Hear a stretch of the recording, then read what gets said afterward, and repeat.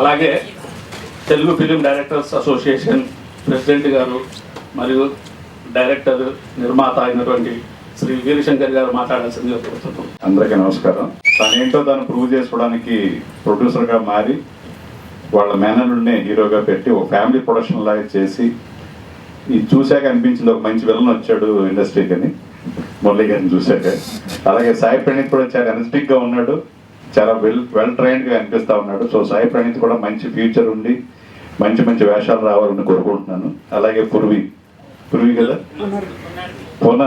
పునర్వి కూడా మంచి అవకాశాలు రావాలి యాక్టర్గా. వీళ్ళకి మంచి అవకాశాలు వచ్చి వాళ్ళు ప్రూవ్ చేసుకోవడానికి ఈ సినిమా ఉపయోగపడాలని కోరుకుంటూ, అలాగే మురళీ గారు ఎంతో ఎఫర్ట్ చేసి ఇష్టపడి తీసింది, ఇది చాలా కష్టపడి ఎలా మాట్లాడొద్దు, చాలా ఇష్టపడి తీసిన సినిమా.